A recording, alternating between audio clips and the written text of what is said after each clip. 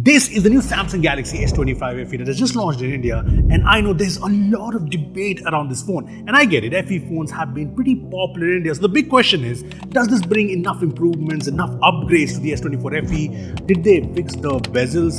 And what about Exynos? Look, it's me Rupesh, you're watching Sillycorns. Time to hit that subscribe button right now, do it. And yeah, time to check out Galaxy S25 FE because there's some hidden upgrades Samsung did not tell us about.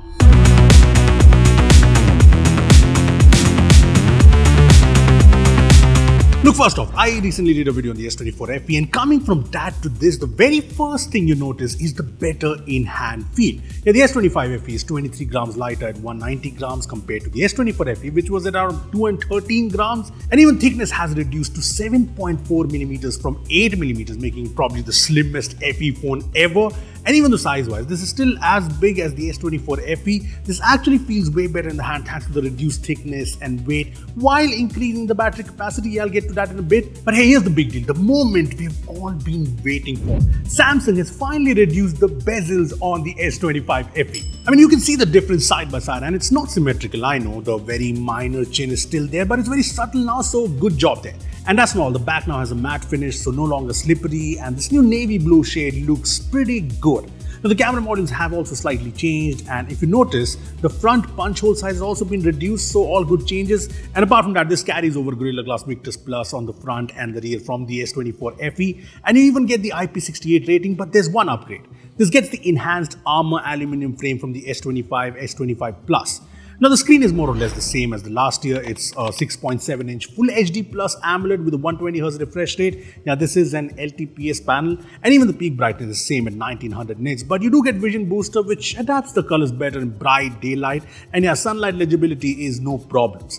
And yeah, this has HDR everywhere, YouTube, Netflix, and you get punchy colors, nice viewing angles, typical Samsung AMOLED. But the only thing I'd wished for is a 1.5K panel at this price. Now what's surprising is that Samsung seems to have also improved the speakers on the S25 FE. I mean, the loudness is more or less the same, but they do sound a bit more richer than the speakers on the S24 FE. And I felt even the haptics are just a tiny bit more crispier on the S25 FE, so some good stuff Samsung did not tell us about. Now in terms of cameras, the front camera has been upgraded to a 12 megapixel sensor instead of the 10 megapixel one, and it does make a difference. See, selfies from the S25 FE have better skin tones almost all the time, better details too. HDR is better to be in normal mode or portrait mode, as you can see. Now the rear cameras on paper remain the same, but like I said at the start, hidden upgrades. So it's the same 50 megapixel primary, 12 megapixel ultra wide, 8 megapixel 3x telephoto, and I know an upgraded telephoto camera would have been better, but it is what it is. And the S24 FE had solid camera performance, so this is great too. Photos are very Samsung-like, rich, fairly detailed, very good dynamic range, but there's a twist. When it comes to human subjects, the S25 FE is just way better now in terms of skin tones and overall colors. I mean, look at these 3x portrait mode shots. Yeah, this is better. Plus, the S25 FE has the Pro Visual engine from the S25 phone, so better low-light shots, especially in terms of noise and objects. And yeah, low-light shots do seem better in terms of overall noise and sharpness. Now, in terms of videos, it can do 8K 30 FPS videos, and the videos have auto HDR, and the video quality is great. And in typical Samsung fashion, you can switch between all cameras when recording a 4K video. Always good to have. Now, one area where the S25 FE really matches up to basically any other Samsung flagship out there is the software. I mean, this comes with the new OneUI 8 update on top of Android 16. It will get 7 years of OS and security updates, best in the segment, and there's literally no compromise in terms of features. You get the complete flagship Galaxy AI suite of features, as you can see, and we all know how good these are for, day-to-day tasks. And you even get the latest features that we've seen on the latest Galaxy Z Fold or Flip. For example, remember the new circle to search feature for games, so you know how you can beat that final boss? Yeah, we saw that in the Z Fold. It's here.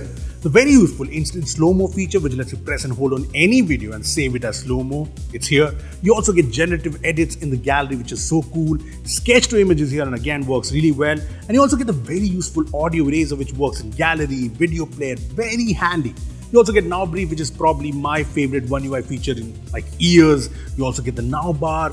Gemini Live is here with screen and camera sharing. And adding to that, you also get the Google AI Pro subscription free trial for 6 months. And that brings you 2 TB of storage, Gemini Advanced, Gemini and all the Google apps. So yeah, pretty good. But yeah, let's come to the big question. Let's talk Exynos.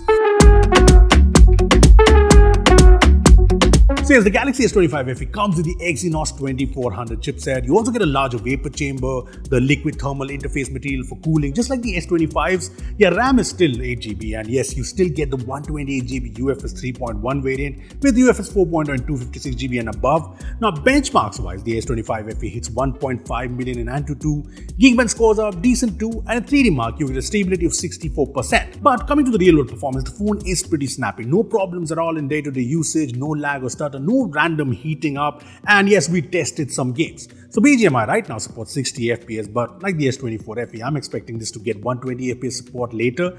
And yeah, we've been playing on this and the performance has been very good. And we did an FPS test too, and the average FPS after 30 minutes of gameplay was 59.2, as you can see, and we checked the temperature too, and it was fine. Same with something like COD Mobile, the gameplay is great. Now something like Genshin Impact, which is like intensive AF, does get a few stutters on the highest graphics.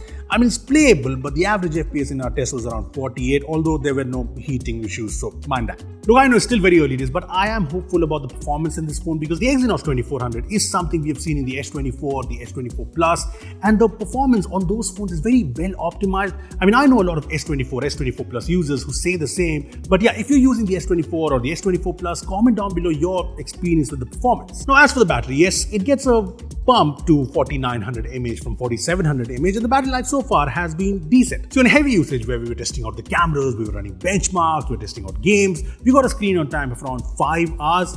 And yeah, the charging is faster now. You now get support for 45-watt fast charging, which I think is a win. And yes, there is Qi2 15-watt wireless charging support too, but yes, obviously no magnets. So all in all, here's the bottom line on the new Galaxy S25 FE. See, starting off, this is definitely better in terms of the overall in-hand feel, the reduced weight, the reduced thickness, they do make a difference. The bezels are also finely narrower, the cameras seem improved, the performance seems well optimized so far. Yes, 256GB in the base variant would have been really nice, but other than that, nice upgrades all around. Now, as for the price, I've pinned the price of the Galaxy S25 FE in the comment section below. It's also in the description, so do check that out and do let me know what you think of the S25 FE at that price in the comment section below. See you later. Thanks for watching. Subscribe. Bye.